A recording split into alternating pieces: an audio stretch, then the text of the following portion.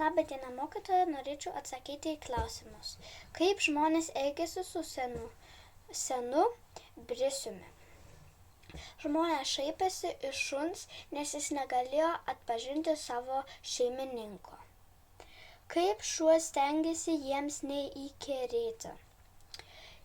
Šuo gulėjo spalių krūvoje ir nenorėjo jiems po kojas maišytis. Perskaitykite apsakymo dalį, kur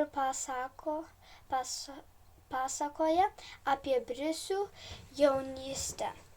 Palyginkite, koks šuo buvo jaunas, o koks senas. O juk buvo jaunas ir jisai, stiprus ir visų branginamas. Tada apsiginti nuo žmonių negalėjo. Su juo vaikai žaidė, jį račiukus įsikinkę važinėjo, nepyko ant jų brisius, kad ir kartais visai be reikalo jam skaudžiai suduodavo.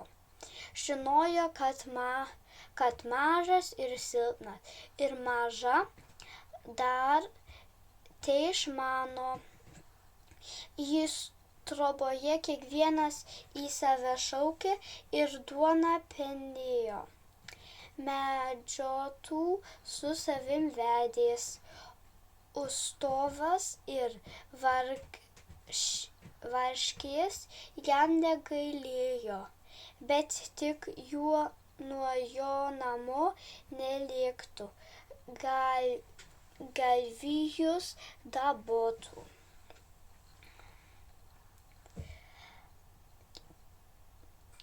Kai šuo buvo jaunas, buvo stiprus, visų branginamas.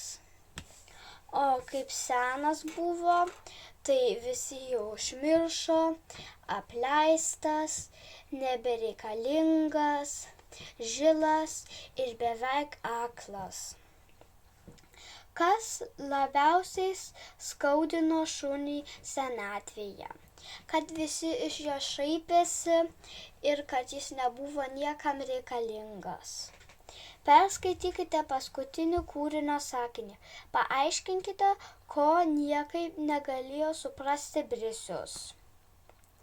Gal ir suprato brisius, kokį tasai žmogus jį užmušė. Tik nebegalėjo suprasti, kodėl tekinom nuo jo pabėgo. Juk jisai mirdamas tik kojas norėjo jam paskutinį kartą palaižyti.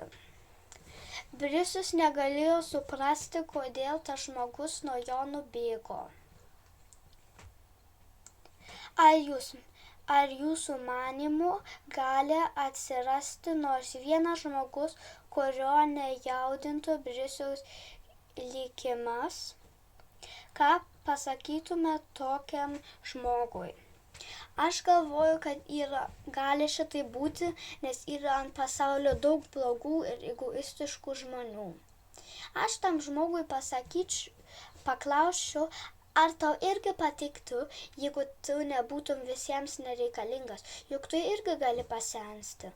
Ir tada tave irgi, jeigu tu būtum šuo, tau irgi nepatiktų, jeigu tave nušaudytų.